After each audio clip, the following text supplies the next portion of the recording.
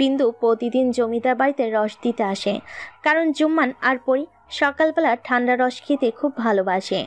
দুটো গ্লাসে রস নিয়ে বসে আছে মালা। পরি দৌড়ে এসে বসে। কোথা থেকে জুম্মানও চলে আসে, নিজের গ্লাসটা হাতে নিয়ে পরীকে বলে, আপা চলো দেখি সবার আগে কে সব রস খেয়ে শেষ করতে পারে। দুজনে একসাথে গ্লাসে চুমুক দিল। একটু খেয়েই দুজনে কাশতে লাগলো।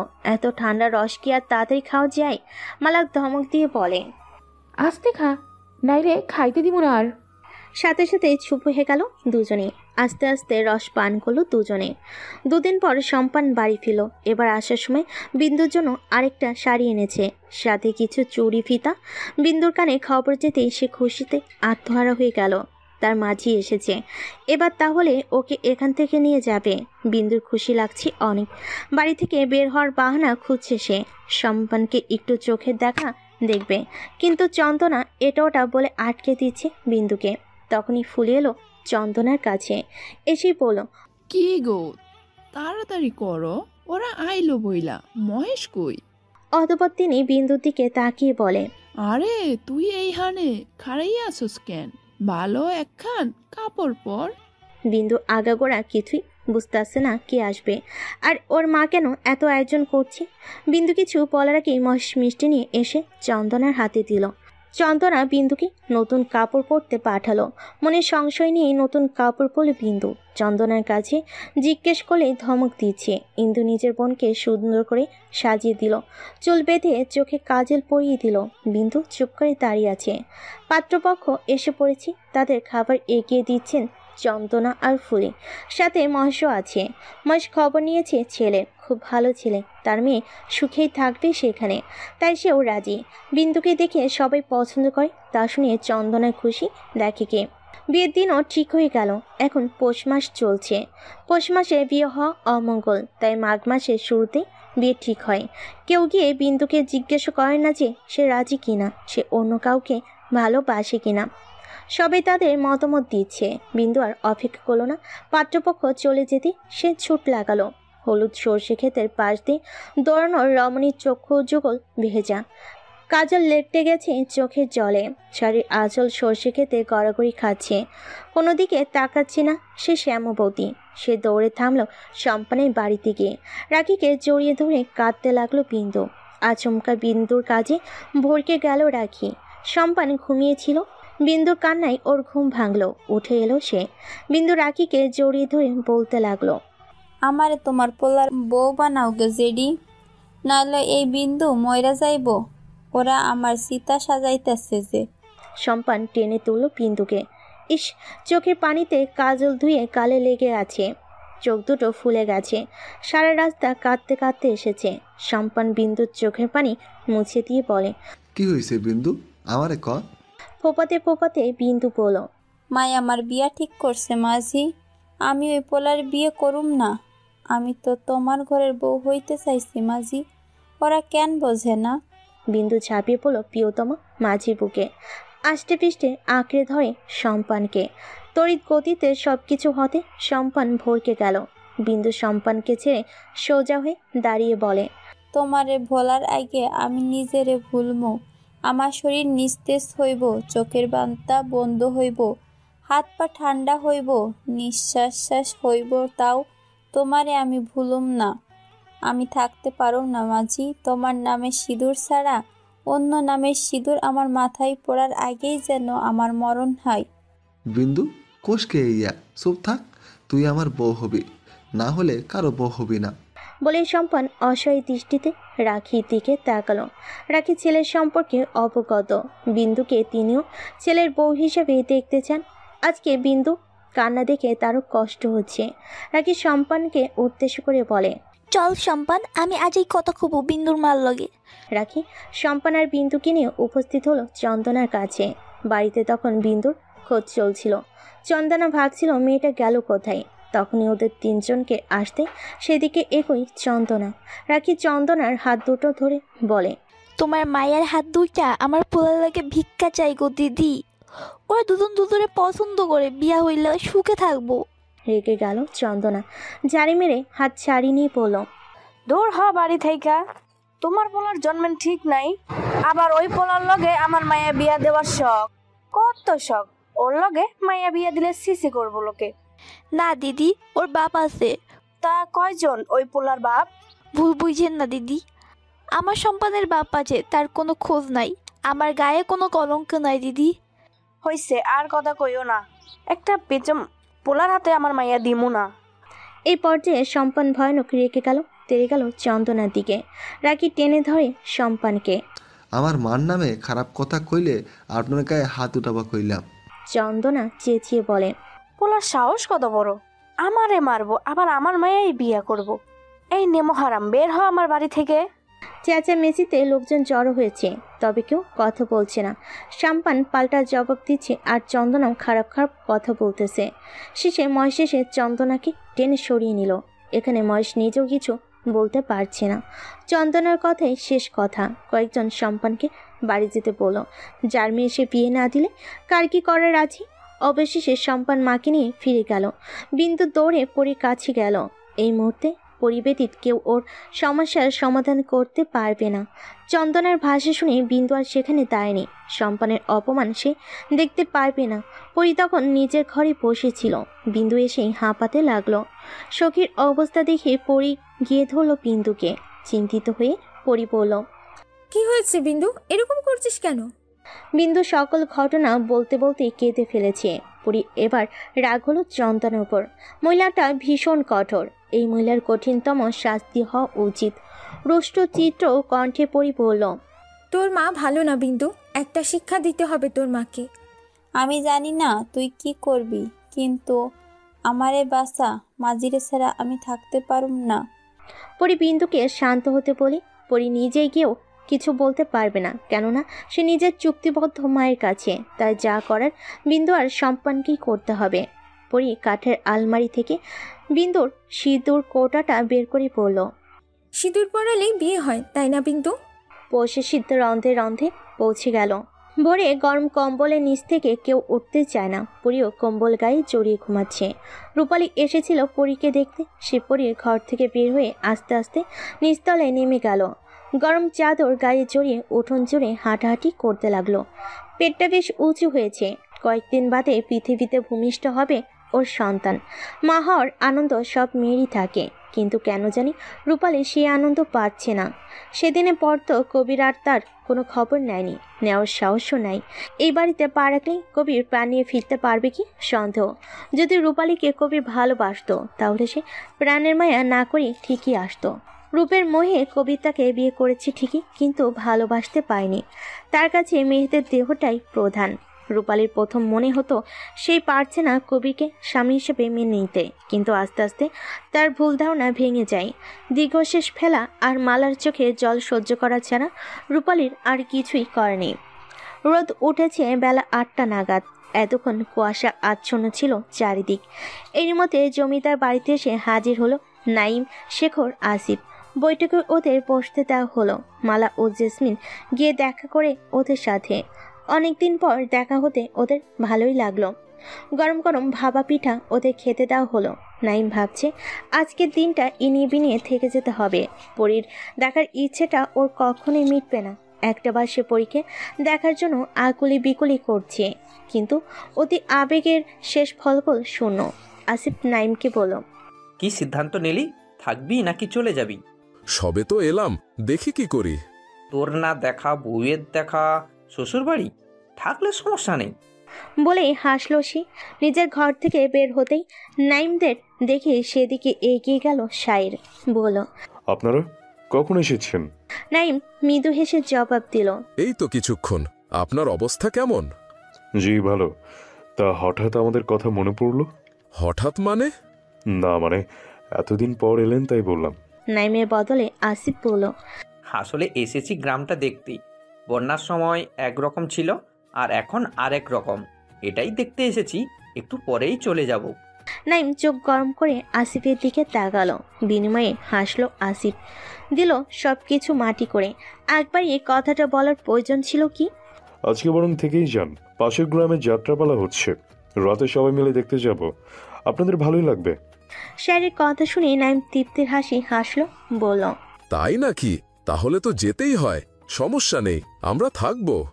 শুনে খুশি হলাম। আচ্ছা, আপনারা থাকুন, আমি আমার কাজে যাই, রাতে দেখা হচ্ছে। শায়ের চলে গেল।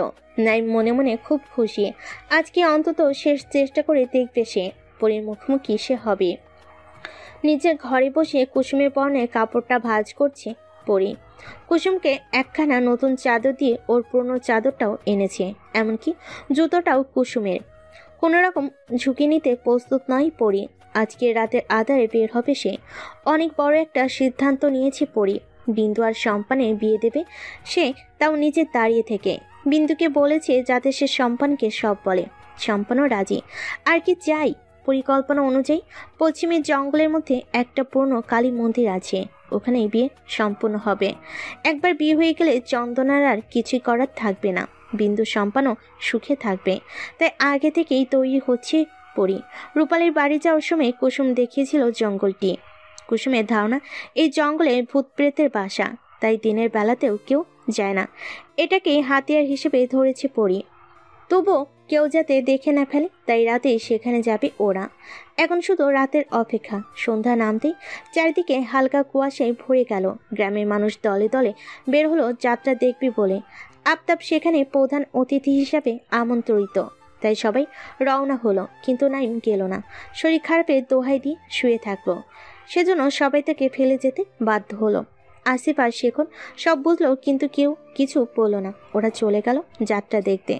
জমিদার বাড়ির সব পুরুষ চলে গেল, শুধু রয়ে গেল নাইম আর রক্ষীরা। রাতের অন্ধকার একটু কারো হতে রূপালীর চিৎকার শোনা গেল। রূপালীর প্রসব বেদনা শুরু হয়েছে। বাড়িতে একটা হইচই পড়ে গেল। ইতিমধ্যে কয়েকজন মহিলা এসে পড়েছে। আবেচার নাতনির কথা শুনে আর থাকতে পারল না, তিনিও চলে এলেন। সবাই এখন রূপালীকে নিয়ে ব্যস্ত। পরী সেই ফাঁকে বেরিয়ে গেল। এর মধ্যে কেউই পরীর খোঁজ করবে না। সদর দরজা দিয়ে বের হয়েছে সে। কুসুমের পোশাকে ছিল বিধায় কেউ বুঝতে পারেনি। রক্ষীরা ভেবেছে হয়তো কোনো কাজে কুসুমকে পাঠানো হয়েছে, কারণ সে দ্রুত যাচ্ছে। বাধা দিলে রাগ করবে। পরী ক্ষেতের আইল দিয়ে যাচ্ছে, কারণ অনেকটাই দেরি হয়ে গেছে পরী। তাড়াতাড়ি পৌঁছাতে হবে ওর। বিন্দু সম্পান হয়তো আরও আগে পৌঁছে গেছে। হারিকেনের আলোয় দ্রুত পা চালায় পরী। সম্পান বিন্দুকে এক করতে পারলে সবচেয়ে বেশি খুশি হবে পরী। বেশ সময় লাগলো জঙ্গলে পৌঁছাতে, কিন্তু কালী মন্দিরটা কোথায় সেটা তো পরী জানেই না। খুঁজতে হবে। জঙ্গলটা বেশ বড়, তবু পরী খুঁজতেছে। কিছুক্ষণ খুঁজে পেয়ে গেল। তবে আশ্চর্যজনক ব্যাপার যে বিন্দু সম্পান এখনো আসেনি। পরীর হাতে বিন্দু সেই সিঁদুর কৌটাটা, এটা দিয়ে বিয়ে হবে, কিন্তু ওরা এখনো আসছে না কেন? পরী ওদের জন্য অপেক্ষা করতে লাগলো। তবু বিন্দু সম্পানের নাম গন্ধ নেই। পরী এবার ওদের জন্য চিন্তা হচ্ছে, বিন্দু কি বের হতে পারবে, নাকি চন্দনার হাতে ধরা পড়ে যাবে? বগল ফুলের গানে মোমো করছে চারিদিক। পরী থাকতে পারলো না আর। পাশে একটা বড় বকুল ফুল গাছ, তলায় চাদরের মতো বিছিয়ে আছে সাদা ফুলগুলো। হারিকেনটা মাটিতে রেখে ফুল করেই পরী। মাঝে মাঝে ঘ্রাণ নেই। পরী ফুল দিয়ে কোচর ভর্তি করে ফেলেছে, তখনও কেউ আসছে না। পরী আবার আগের জায়গাতে বসে পড়ল। কারো পায়ের আওয়াজ পাচ্ছে পরী। পাতার খসখস আওয়াজ টের পাচ্ছে সে। খুশি হলো, তার মানে ওরা এসে পড়েছে। পরী হারিকেন হাতে নিয়ে একটু এগিয়ে থেমে গেল। ও বুঝতে পারল বিন্দু সম্পান আসছে না। বেশ কয়েকজন লোক আসছে, তাদের গলার স্বর শুনতে পাচ্ছে পরী। ওখানে থাকাটা ঠিক হবে না ভেবে উল্টো দিক দিয়ে দৌড় দিল পরী। পরী বুঝতে পারলো তাকে দেখে ফেলেছে এবং তাড়া করছে, তাই সে প্রাণপণে ছুটল। বেদঝাড়ের মধ্যে দিয়ে দৌড়াচ্ছে পরী। গায়ের চাদর কিছুর সাথে আটকে গিয়েছিল বিধায় সেটা ফেলি চলে এলো। এখন দাঁড়ানোর সময় নেই, ধরা পড়লে চলবে না। অনেকটাই এগিয়ে এসেছে পরী। হঠাৎই গাছের সাথে ধাক্কা লেগে হারিকেনের কাছে ভেঙে গেল। হারিকেনটাও ছিটকে পড়ে। কোথায় পড়ে তা পরী খেয়াল করে না। সে দৌড়াতে থাকে। অনেক আলো আসতেই পরী পেছন ফিরে তাকায়। আগুনের ফুলকি উঠছে, দাও দাও করে আগুন জ্বলছে। পরী বুঝতে পারলো যে হারিকেনটা ছিটকে খড়ের গাদে পড়েছে। আগুন দেখো অপেক্ষা করে না পরী। আবার দৌড় দিল। রাস্তায় এসে হুঁশ ফিরল পরী। ঘাড় ঘুরিয়ে জঙ্গলটা দেখে নিল সে। আগুনে লাল আলো এখনো দেখা যাচ্ছে। স্তব্ধ হয়ে কিছুক্ষণ দাঁড়িয়ে রইল পরী। হঠাৎ করে কি হয়ে গেল তা বোধগম্য হচ্ছে না ওর। বিন্দু সম্পান কোথায়? আশেপাশে ভালো করে তাকায় সে। অন্ধকারে কিছু দেখা যাচ্ছে না। মাথা ধরে এদিক ওদিক তাকাতে লাগলো পরী। এই রাস্তায় বেশিক্ষণ থাকা সম্ভব নয়, কেউ দেখে ফেলে সর্বনাশ। চাদরটাও হারিয়ে গেছে, মুখটাও শাড়ির আঁচল দিয়ে ঢাকলো পরি। তারপর হাঁটা ধরলো বাড়ির পথে। এক পা এগোতেই পায়ে ব্যথা অনুভব করলো পরি। জুতো ছিঁড়ে দেখে তাতে বড়সড় বেলকাটা বিঁধে আছে। কাটা টেনে বের করার চেষ্টা করলো পরি, কিন্তু পারে না। তাই জুতো খুলে খালি পায়ে হাঁটার রওনা দিল। ঠান্ডা মাটি, তারপর গায়ে চাদর নেই, তাছাড়া শরীর জ্বালাপোড়া করছে খুব। শরীরে কিছু কিছু জায়গা কেটে ছিঁড়ে গেছে। এতক্ষণ উত্তেজনায় পরি কিছু টের না পেলেও এখন পাচ্ছে। অন্ধকারে খুঁড়িয়ে খুঁড়িয়ে হাঁটতে লাগলো পরি। কোনো রকম পথ চিনে বিন্দুর বাড়িতে গেল। অনেক মানুষ জটলা বিন্দুদের বাড়ি। চন্দনা মাটিতে হাত পা ছড়িয়ে কাঁদছে আর সম্পানকে গালমন্দ করছে। সম্পান নাকি বিন্দুকে নিয়ে পালিয়ে গেছে এটা বলছে, আর সম্পানকে অভিশাপ দিচ্ছে। পরি এবার বেশ অবাক হলো। ওরা যদি পালিয়ে যাবে তাহলে পরীকে বললো না কেন? এক মুহূর্ত দেরি না করে পরি ছুটল নিজের বাড়ির দিকে। তবে এবার সদর দরজা দিয়ে ঢুকতে পারলো না সে, তাই বাড়ির পেছন দিক দিয়ে গাছে উঠে ছাদে গেল। তারপর নিজের ঘরে গেল। মালাকে ওর ঘরে দেখে আতকে উঠে পড়ি। মালা যে এ সময় ওর ঘরে আসবে তা ভাবিনি পড়ি। মালা আজ ভয়ানক রেগে আছে। ফর্সা মুখখানি লাল বর্ণ ধারণ করেছে। মাকে এভাবে দেখে ভয় হলো পরির। মালা জিজ্ঞেস করল, কোথায় গিয়েছিলি? পরি চট জলদি জবাব দিতে পারলো না। মালা অপেক্ষাও করলো না, ঠাস করে চর মেরে দিল পরি গালে। এমনিতেই পরির শরীর দুর্বল, তাই সে তাল সামলাতে না পেরে পড়ে গেল। মালা পরীকে টেনে তুলে আবার থাপ্পড় দিল। তারপর কয়েকটা থাপ্পড় দিতেই লাল হয়ে গেল পরীর গাল দুটো। শক্ত হাতে মারে রক্ত জমাট বেঁধে গেছে যেন। পরি চুপচাপ রইল। মালা চিৎকার করে বলে উঠল, এই দিন কি দেখতে চাইছি আমি? তোরে সব বিপদ থাইকা আগলাইয়া রাখতে ঘর থেকে বাইর হতে দেই নাই। কেন জানোস? কারণ সুন্দরের কদর সবাই করে না। লালসার চাহনি অনেক ভয়ঙ্কর। সুন্দর সবাই ধরতে চায়, চোখ দিয়েও তার শরীরে হাত দেয়। তোরে সব কিছু থাইকাই বাসাইতেই ঘরে আটকাইয়া রাখি, আর তুই রাইত বেড়াইতেই বাইরে যাস। আমার কথা তো বুঝোস না। ঝিনুকের মুখটা যখন মানুষ দেখে তখন বেইসা দেয়, না দেখলে ওই মুখটা সুরক্ষিত থাকে। তোরে তেমনি সুরক্ষিত রাখতে আমি ঝিনুকের মধ্যে রাখলাম, যাতে কেউ দেখতে না পারে। আর তুই তুই কি আমার মাইয়া? মালা পরীকে ছেড়ে দিয়ে চলে গেল। পরি স্থির হয়ে দাঁড়িয়ে রইল। মা কি সব বলে গেল? কোন লালসার কথা বলে গেল? তাহলে নিশ্চয়ই মালা এরকম কিছু শিকার ছিল। কোনো কিছু নিয়ে ভীষণ ভয় পাচ্ছে মালা, যার কারণে পরীকে সে ঘরবন্দি করে রাখে। সে ভয়ের কারণটা কি? একে তো বিন্দুর চিন্তা, আর মালাও কি বলে গেল। মাথায় প্রশ্নের জটলা পেকে গেছে। তাকে যে জানতে হবে সব প্রশ্নের উত্তর। সারা রাত দু চোখের পাতা এক করতে পারেনি পরি। কাপড় বদলে নিজের পোশাক পরে নিল সে। বিন্দু সিঁদুর কোটা হাতে নিয়ে সারা রাত ভেবে গেল, বিন্দু সম্পান গেল কোথায়? সত্যি পালিয়ে গেল? এসব ভাবনা পরীকে ঘুমাতে দিল না। সকাল হতেই নিজ ঘর ছেড়ে বের হয় পরি। হাতে তার তখনও সিঁদুর কোটা আছে, সেটা পরি খেয়াল করলো না। বাড়ি এসেই দেখি অন্তরে উঠোন ভর্তি মহিলা, সবাই রূপালীর ঘরে উকি দিয়েছে। পরি দ্রুত রূপালীর ঘরে যায়। নবজাতককে দুগ্ধ পান করাচ্ছে রূপালী। পরীকে আস্তে করে রূপালীর পাশে বসে। অসম্ভব সুন্দর বাচ্চাটার দিকে তাকে অস্পষ্ট স্বরে বলে উঠল, মাশাআল্লাহ। আবেজান পাশে বসা ছিলেন। তিনি বলেন, তোর অহন আহার সময় হইল? পোলা হইছে কোন রাইতে? দাদির কথায় রূপালী বলল, দাদি থাক না, পরে তো ঘুমোচ্ছিল, এখন তো এসেছে। পরীর দিকে তাকিয়ে মুচকি হাসলো রূপালী। পরিও হাসলো, কিন্তু মনটা এখনো হুগাইছে। পরি বাচ্চাটাকে কোলে নেওয়ার জন্য হাত বাড়ালো। পরির হাতে সিঁদুর কোটা দেখে রূপালী জিজ্ঞেস করলো, তোর হাতে এটা কি? পরি জবাব দিতে পারে না। রূপালীও ফের প্রশ্ন করতে পারে না, কারণ বাইরে থেকে জুম্মানের গলার আওয়াজ শোনা যাচ্ছে। সে পরিয়াপা বলে ডাকছে। পরি দৌড়ে বের হলো, জুম্মানের কাছে গেল। জুম্মান তখনও হাঁপাচ্ছে। পরি জিজ্ঞেস করে, কি হয়েছে জুম্মান? জুম্মান হাঁপাতে হাঁপাতে বলল, আপা। কি? আপা, বিন্দু দিদি। বিন্দু কি? ভয়ে কথা বলতে পারছে না জুম্মান।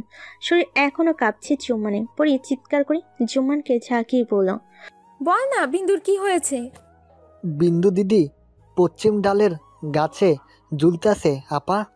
জুম্মানকে সরিয়ে পরি দৌড় দিল। মালার সাথে সাথে পরীকে টেনে ধরে, কিন্তু এবার মায়ের কোনো কথা মানে না পরি। জারি মেরে মালার হাত ছেড়ে দৌড়ে চলে যায়। আজ পরি ভুলে গেছে মায়ের দেওয়া কসম, ভুলে গেছে নেকাব পড়তে, ভুলে গেছে নিচের সৌন্দর্য লুকাতে। যে পরি সৌন্দর্য পর্দার আড়ালে লুকানো ছিল, আজ সে পরি পর্দা ভেদ করে বের হয়েছে। সব ভালোবাসা সুখকর হয় না, পায় না সে নিজের সব পূর্ণতা। কেউ উৎকলের জন্য সুখ দিতে সারা জীবন দেয় বেদনা, পর গুনতেই আনন্দ দিলে ঋতু জুড়ে দেয় বেদনা। ভালোবাসা কি আদৌ সুখ দেয়? ভালোবাসা ছাড়া কি বেঁচে থাকা যায় না? ভালোবাসা যদি সুখ দিত তাহলে বিশ্বজুড়ে ভালোবাসাতে ভরে যেত। কষ্ট চেনা সাধ্য কারোর হতো না। সবার ক্ষেত্রে ভালোবাসা আনন্দময় হয় না। ভালোবাসা নামক সুখ পাখিটা সবার জীবনে ডানা ঝাপটাবে বলে, কিন্তু পাখিটা কি আদৌ পোষ মানবে? সবাই তো পোষ মানাতে পারে না। কিছু অবহেলায় পাখিটা চলে যায়, আবার কেউ যত্ন করেও পোষ মানাতে পারে না। ভাগ্য যে কাকে কোথায় নিয়ে যাবে তা কেউই জানে না। বিধাতার লিখন যে কেউ খণ্ডাতে পারবে না। বিন্দুর জীবনে সুখ পাখিটা ডানা ঝাপটে ছিল, ধরা দিয়েছিল বিন্দুর হাতে, কিন্তু যত্ন পোষ মানাতে ব্যর্থ বিন্দু, যার কারণে তার শাস্তি পেয়েছে সম্পানও। সম্পানের কিছু প্রহর আনন্দে কেটেছে, কিন্তু বাকি ঋতুগুলো বোধহয় আনন্দে আর কখনোই আসবে না। প্রিয়তমা তার সাথে করে যে সুখটুকু যে নিয়ে গেছে, তাই সে তার সুখের স্থির দেহের পাশে বসে শেষ দেখা দেখে নিচ্ছে। মুখে অজস্র কাটা ছিল তার প্রিয়তমার, তার মধ্যে থেকে সুখ খুঁজে পাচ্ছে সে, অথচ কত কষ্ট দিয়েই না তার সুখের প্রাণটা তার দেহ থেকে বের করে নেওয়া হয়েছে। রাস্তা দিয়ে দৌড়ে আসছে পরি, গায়ের চাদরটা বৈঠকে পড়ে গেছে আশ্রমে। গাঢ় কুয়াশার ভেতর দিয়ে দৌড়াতে দৌড়াতে ফর্সা শরীরে বিন্দু বিন্দু শিশির কণা জমেছে। চুলের খোপা যে কখন খুলে পিঠ ছড়িয়েছে তা সে টেরই পায়নি। পরি দৌড় থামলো বিন্দুকে দেখে। দূর থেকে স্পষ্ট দেখা যাচ্ছিল বিন্দুর মুখখানা। পরি একটু থেমে পরি দৌড়ে গিয়ে ধপ করে সম্পানের পাশে বসে পড়ল। জঙ্গলের ভেতরে গাছের ডালে বিন্দুর লাশ ঝুলছে দেখতে পাওয়া যায়। সকালে ভোরে গ্রামের কেউ যাচ্ছিল কালী মন্দিরে, হঠাৎই তার চোখ যায় গাছের ডালে থাকা ঝুলন্ত বিন্দুর দিকে। এ খবর ছড়িয়ে পড়তে সময় লাগে না। কেউ কেউ ভেবেছিল যে বিন্দু আত্মহত্যা করেছে, কেননা সবাই জানে বিন্দু সম্পানকে ভালোবাসে, আর বিন্দুর বিয়ে অন্য ছেলের সাথে ঠিক হয়েছে। বিন্দু তাই মানতে না পেরে আত্মহত্যার পথ বেছে নিয়েছে। কিন্তু লাশ নামাতে গিয়ে সবাই বুঝলো বিন্দু আত্মহত্যা করেনি। মেয়েটার ক্ষত বিক্ষত শরীরটাই তার আসল প্রমাণ। বিন্দুর পরনে লাল পাড়ের সাদা শাড়িটি দিয়ে গলা পেঁচিয়ে গাছের ডালে ঝুলানো ছিল। বিন্দু লাশ জঙ্গলের বাইরে নিয়ে শোয়ানো হয়েছে, শাড়িটিও ওর গায়ে জড়িয়ে দেওয়া হয়েছে। এক একে ভিড় জমতে লাগলো। নিজের প্রাণপ্রিয় সখীর স্থির দেহের দিকে তাকিয়ে আছে পরি। কি সুন্দর মায়াবী চোখ বিন্দুর। ওই চোখ জয় খুলে আর দেখবে না পরীকে, দেখবে না ভালোবাসার সম্পানকে। গজদন্তিনী আর হাসবে না, আর সেই হাসিতে পরিও মুগ্ধ হবে না। আর সে দৌড়ে জমিদার বাড়িতে উঠবে না, হবে না মায়ের হাতে মায়ের খাওয়া। ঘুম কাতুরে বিন্দু আজ চিরকালের জন্য ঘুমিয়ে পড়েছে। শত ডাকেও সে সাড়া দিবে না। পরে আলতো করে বিন্দুকে ঝাঁকিয়ে বলে, এই বিন্দু, তুই ঘুমিয়ে আছিস কেন? ওঠ, এত ঘুমালে চলে? তুই তো বিয়ে করতে এসেছিস। এই দেখ, আমি এসেছি, সম্পান মাঝি এসেছে। তোর আর সম্পান মাঝির বিয়ে হবে। ওঠ না, আমার আসতে দেরি হয়ে গেছে বলে রাগ করে ঘুমিয়ে থাকবি? ওঠ, ওঠ না বিন্দু, ওই বিন্দু ওঠ। না, বিন্দুর সাড়া নেই। যে মেয়েটা পরীর এক ডাকে দৌড়ে চলে আসে, আর সে মেয়েটা পরীর শত ডাকেও উঠছে না। পরি বিন্দুর দেহ ধরে ঝাঁকুনি দিচ্ছে আর উঠতে বলছে, কিন্তু মৃত ব্যক্তি কি আর কখনো জীবিত হতে পারে? তাও বিন্দু উঠল না। পরি এবার বিন্দুকে ছেড়ে দিয়ে সম্পানের দিকে তাকালো, বলো, সম্পান মাঝি, তুমি বললে বিন্দু ঠিক উঠবে, তুমি ওরে উঠতে বলো। তোমরা বিয়ে করবা না? আমার বিন্দুরে ঘরে তুলবা না? চোখের পানি বক্ষ ভেসে যাচ্ছে পরীর, কিন্তু সম্পান এখনো চুপ করে দেখছে বিন্দুকে। হঠাৎ করে সম্পান পরীর হাত থেকে সিঁদুর কৌটাটা নিয়ে নিল। হাতে কৌটার সব সিঁদুর ঢেলে রাঙিয়ে দিল বিন্দুর সিঁথি। ঠোঁটের কোণে স্নিগ্ধময় হাসি ফুটল সম্পানের। সে বলল, তোরে খুব সুন্দর লাগতেছে বিন্দু, একেবারে বউ। তুই তো চাইছিলি আমার বউ হইতে, আমার হাতের সিঁদুর পরতে। দেখ, আমি সিঁদুর পরাইছি। আয়নায় একবার দেখ কত সুন্দর লাগতেছে তোরে। না থাক, তুই তো ঘুমাইতেছস, উঠলে দেখিস। এখন ঘুমা তুই। সম্পান মাঝি, কি বলো তুমি এসব? বিন্দু। সম্পান পরীর দিকে তাকিয়ে তর্জনী আঙ্গুল মুখে চেপে বলল, হুস, বিন্দু ঘুমাই পড়ি, কথা কইও না, চুপ থাকো, চুপ থাকো। সম্পান আবার বিন্দুকে দেখাই মন দিল। পরী থাকতে না পেরে চেপে ধরে সম্পানের কলার, নিচের দিকে সম্পানকে ঘুরিয়ে বলে, তুমিও কি পাগল হয়ে গেলে সম্পান মাঝি? হ্যাঁ, বিন্দুর ভালোবাসায় কি পাগল হয়ে গেলে? কথা বলো না, আমার দিকে তাকাও। গ্রামের সবচেয়ে সুন্দর মেয়েটাও আজ সম্পানের চোখ সরাতে পারছে না বিন্দুর থেকে। ভালোবাসা তো এমনই হওয়া উচিত। সৌন্দর্য থাকবে না, কিন্তু মাধুর্য থাকবে অপরিসীম। সে ভালোবাসাই মন জুড়াবে। পরে সম্পানকে ছেড়ে আবার বিন্দুকে ডাকতে লাগলো। নারী পুরুষে ভিড় জমেছে। সবাই পরীকে অবাক হয়ে দেখছে। যে মেয়ের চেহারা কোনো পুরুষ দেখেনি, আজকে কত শত পুরুষ দেখে নিল সেই পরীকে। শোক পালনের থেকে সবাই এখন পরীকেই দেখে চলেছে, কিন্তু পরী সেদিকে কোনো খেয়াল নেই। চন্দনা বিন্দুর খবর শুনে বেশ কয়েকবার জ্ঞান হারিয়েছে। পরে সেও এখানে চলে এসেছে। এসে হাউমা করে কাঁদতে লাগলো চন্দনা। বলতে লাগলো, ও আমার বিন্দু রে, তুই কেন আমাকে ছাইরা গেলি? একটু ছায়া দেখ। বিলাপ করছে চন্দনা। ইন্দু আর সখা ও দিদির জন্য কাঁদছে। মেয়েকে এমন অবস্থায় দেখে মহেশও নিস্তব্ধ হয়ে দাঁড়িয়ে আছে। চন্দনার কান্নার সহ্য হলো না সম্পানের। দুহাত চেপে ধরে চন্দনার গলা মাটিতে ফেলে আরো জোরে চেপে ধরে সম্পান। শ্বাস বন্ধ হয়ে আসে চন্দনার। চোখ উল্টে গেল তৎক্ষণাৎ। সম্পান বলতে লাগে, তোর লাইকে আছে এই অবস্থা, তোর লাইকে বিন্দু আমার সাইডে চলে গেছে, আমি তোরে শেষ করে ছাড়মো। মহেশ কয়েকজন মিলে সম্পানকে টানতে লাগলো, কিন্তু ছাড়তে পারছে না। এই মুহূর্তে সম্পানের শক্তির পরিমাণ দ্বিগুণ বেড়েছে। দূর থেকে নাইম এসব দেখতে পেল, তাই সে দৌড় দিল সেদিকে। নাইম শুনেছে বিন্দুর খবর, এও শুনেছে যে পরি এখানে এসেছে, তাই সে দেরি না করে ছুটে এসেছে। সে দৌড়ে কাছে আসতে কেউ একটা চাদর দিয়ে পরির মুখসহ পুরো শরীর ঢেকে দিল। চকিতে তাকালো নাইম। সেই ব্যক্তিটি আর কেউ নয়, স্বয়ং মালা। মালার চাদর সুতো মেয়েকে বুকে জড়িয়ে ধরে, যাতে কেউ তার মেয়েকে দেখতে না পারে। নাইম কাছে এসেও পরীকে দেখতে পেল না। মায়ের সান্নিধ্যে পরিও নিজেকে গটিয়ে নিল। পরির ঠান্ডা শরীরটা একটু উষ্ণতায় নিতে গেল। পরি কান্নার আওয়াজ বা কথার আওয়াজও শোনা গেল না। কুসুম এসে বলে, বড় মা, বড় কর্তা আইব তো, তাড়াতাড়ি বাড়িতে চলেন। মাথা নেড়ে মালা পরীকে গাড়িতে উঠে বাড়িতে নিয়ে গেলেন। একটুর জন্য নাইম পারল না পরীর মুখ দেখতে। আর একটু জলদি আসলেই দেখতে পারত। নিজেকে নিজে কিছুক্ষণ গালমন্দ করলো। এরই মধ্যে আফতাব সেখানে আসে। সবাই রাস্তা করে দেয় আফতাবকে। শাইরও সাথে এসেছে। বিন্দুর মৃত্যুর খবর শাইরকেও ভাবাচ্ছে। মেয়েটাকে এভাবে নৃশংসভাবে হত্যা করলো কারা? পুলিশকে খবর আগেই দেওয়া হয়েছিল। ঘটনার স্থলে তারও চলে আসে। সবাইকে দূরে সরিয়ে দিল। সম্পানকে সবাই মিলে ধরে রেখেছে। চন্দনা জ্ঞান হারিয়েছে আবার। তাকে সবাই ধরাধরি করে বাড়িতে নিয়ে যায়। পুলিশ সব দেখেছে। শাইরের পরিচিতি তারা। শাইর পুলিশ প্রধানকে বলে, আপনি একটু ভালো করে দেখবেন, আমাদের গ্রামে এমনটা আগে কখনোই হয়নি। অপরাধী কে বা কারা, তাদের তাড়াতাড়ি ধরার চেষ্টা করুন। আমরা চেষ্টা করব শায়ের সাহেব, তবে এটা বুঝতে পারছি বেশ কয়েকজন যুবক ছিল, না হলে মেয়েটাকে এভাবে। চোখ বন্ধ করে নিল শাইর। কিছু পল ওভাবে থেকে চোখ মেলে পড়ল, আমার মনে হয় কালকে যারা যাত্রা দেখতে এসেছিল তাদের কেউই হবে। পুলিশ প্রধান একটু ভেবে পড়ল, আমার মনে হয় না এরকম সাহস কোনো সাধারণ মানুষের হবে। মনে হচ্ছে কোনো অপরাধী এরকম করেছে। আমার মনে হচ্ছে। কি মনে হচ্ছে? সুশীল নয় তো? ও তো অনেক বড় একজন অপরাধী। আপনার মনে আছে 4 বছর আগের সেই ঘটনার কথা? হ্যাঁ আছে, কিন্তু সুশীল তো গা ঢাকা দিয়েছে। ওকে ধরার চেষ্টা করেছি 2 বছর ধরে, কিন্তু পাচ্ছি না।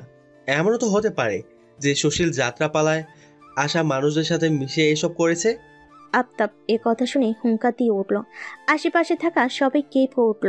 আফতাব বলল, এই জানোয়ারটাকে তাড়াতাড়ি খুঁজে বের করেন, সবার সামনে ওর গলা কেটে শান্ত হব আমি। আমরা এখনো সঠিক বলতে পারছি না, আগে তদন্ত করি, তারপর বলা যাবে।